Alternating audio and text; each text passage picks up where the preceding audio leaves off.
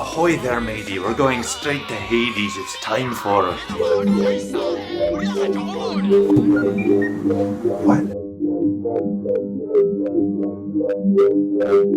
We're now ready for Hades. This is a fun episode. I think you're going to love it. It's about a funeral and a visit to the underworld.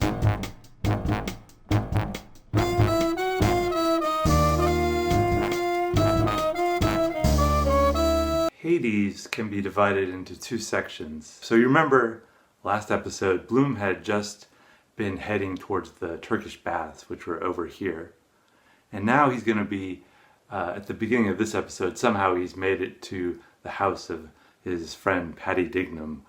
The address is actually 9 Newbridge Avenue. Here's a photo of how it looks today. I took this when I was visiting. Extremely close to Sandymount Strand, and you can walk it pretty easily.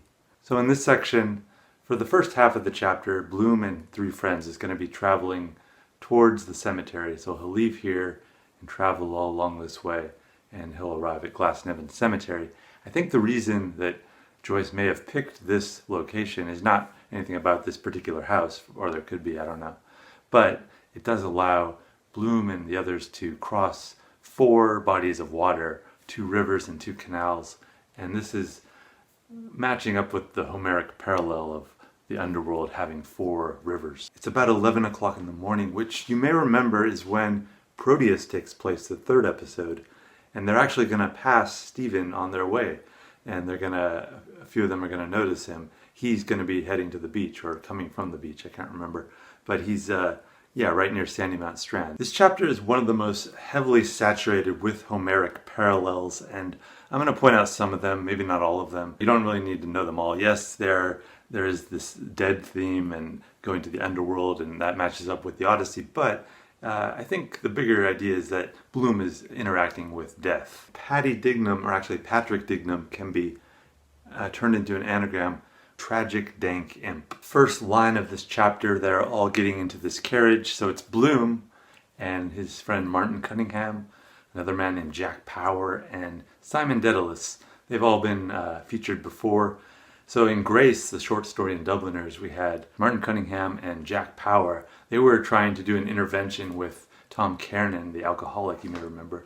And then, of course, Simon Dedalus, we've seen before in A Portrait of the Artist as a Young Man. Who is Martin Cunningham? He's described as having a face somewhat like Shakespeare. There's this real Good Samaritan vibe that comes from him, that he's a good person overall. His wife is a raging alcoholic who has sold the furniture in their house something like 6 times to go on drinking rages. There's a funny bit in this episode about Martin Cunningham coming home to find that his wife was drunk and singing this song about a geisha. It's funny. The parallel is obviously Sisyphus, the guy in Greek mythology who's always pushing this boulder up the hill. And he seems like a good person overall. He sticks up for Bloom, but he's not perfect. Jack Power, I have less to say about. The only thing that Bloom kind of mentions in this episode is that supposedly he has a woman that he keeps besides his wife that he helps support to have an affair with, or something like that. It's very uncertain what's going on there. This is the first episode that we see Simon Dedalus. We've heard about him before from both Stephen and from Bloom, but this is actually the first time we see him, and we can see that he has a very cynical, dark wit, and you can maybe see that in a few quotes. About a child's funeral, he says, "Poor little thing, well out of it." For me, that says a lot about his view of this world as being this torturous place. And about his dead wife, he says, "I suppose she is in heaven, if there is a heaven." So he has a much darker view of the world, I think, than Bloom, and he's very critical of other families, but he fails to acknowledge his own family shortcomings, and how we see his family throughout this book in a few cases, his daughters and Stephen, of course, and how that family has just fallen apart after the mother's death. For all this chapter's associations with death and unpleasantness, I think that Bloom pretty much, he's very good at maintaining his equanimity, even though he thinks of his father's suicide and his son Rudy's premature death. These things don't drag him down. Just like when Odysseus visited the underworld, he didn't let the dead drag him down and keep him there. He doesn't romanticize morbidity. He's always thinking of these schemes for moving across the city and for making cemeteries more efficient.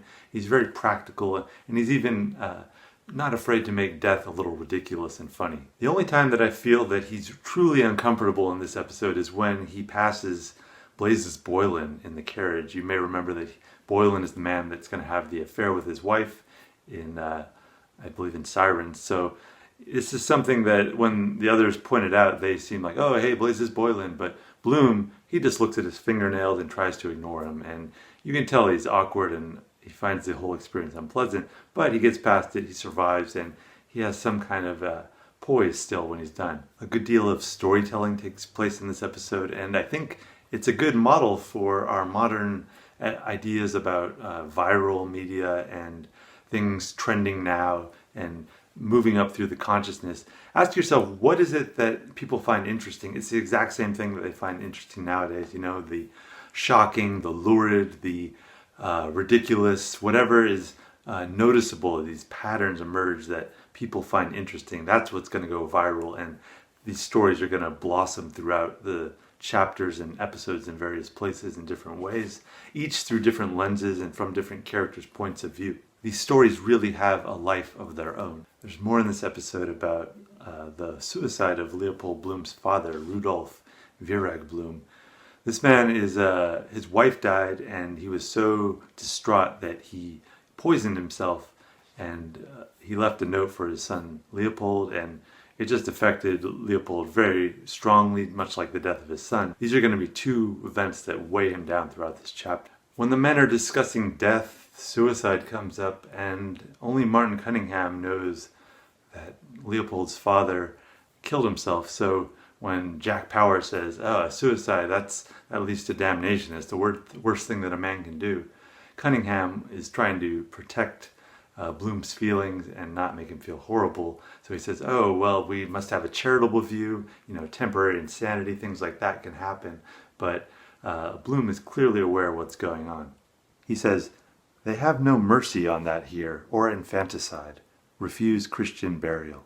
Who is they in this context? I think that's the largely Catholic Irish people who Bloom does not consider himself part of, even though he's from Ireland, even though he is technically Catholic. Why does infanticide come up here, though? Some people say that Bloom feels that the death of his son Rudy is his fault, so it's a kind of infanticide. The carriage ride itself is pretty uneventful, but they notice when they get in that there are crumbs in the carriage, and also they think that somebody had sex there recently.